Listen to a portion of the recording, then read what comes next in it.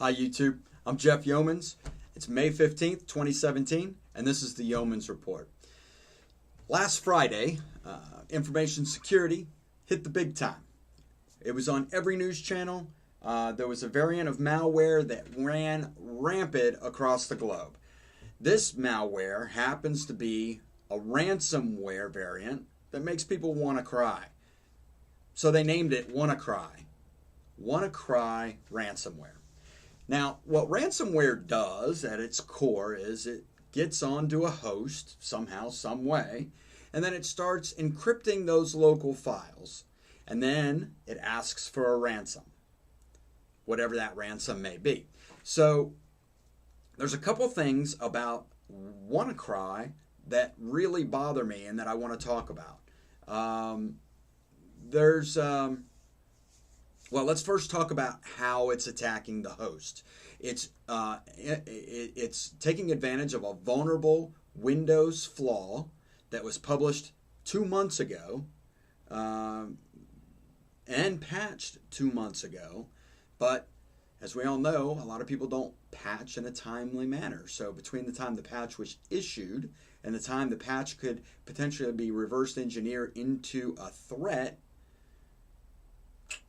that's where the problem resides. Now, who used this patch or who used this vulnerability before this and for how long, it's all speculation. But there are a lot of mistakes inside of this ransomware that lead me to believe that these are either young people or it's people trying to deceive us. And I'll tell you why, and I'll show you, I'll give you specific cases.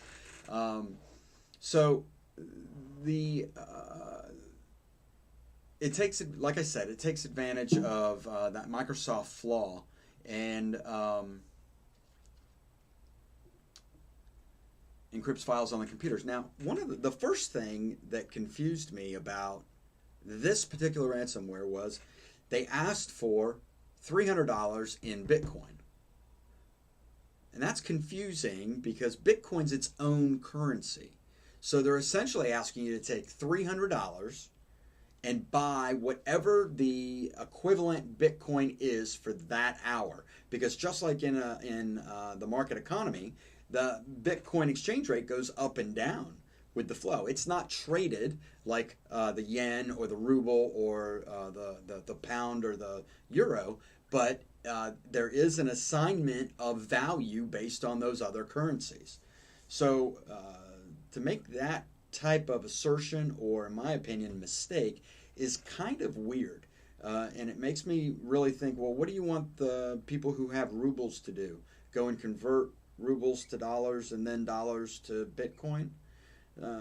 So it just doesn't, it's not striking me as to why that was said. Now, the next mistake that I saw was the encryption key was actually embedded in the code itself, in the binary. And there's a couple reasons why you don't want to do that from an attacker standpoint. The most obvious is with that encryption key, you can decipher the decryption key. Now, is it possible to do in the 4 days that you have before they delete all your files? Probably not.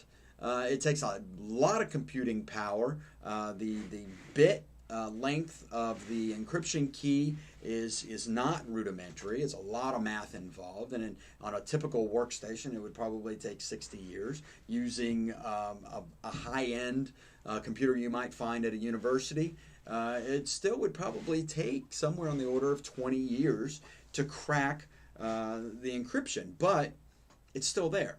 Normally what ransomware does is it puts that key somewhere safe, and then it goes out and calls it, grabs it, pulls it down, and somewhere safe is relative, because once you break apart the code, you can find out where it is and you can get it then. But still, it's embedded in the software, which doesn't really make a whole lot of sense to me. If it does to you, comment below. I'd be more than interested to hear your thoughts on that. But it does leave it open for reverse engineering and access. So a couple guys immediately started pulling this stuff apart, and in my next video I'll get into exactly how to pull apart the malware and see what it's doing. It's really interesting stuff, and it's really fun stuff if you're so inclined. But that'll be the next video. In this one, malware tech blog.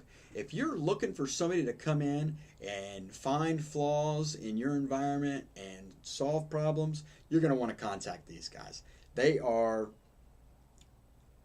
in my opinion, geniuses and deserve every bit of credit they're getting. They don't want to tell their real names, which I don't blame them. You know, the internet's a wild, wild place, but they did a couple things that were very, very unique.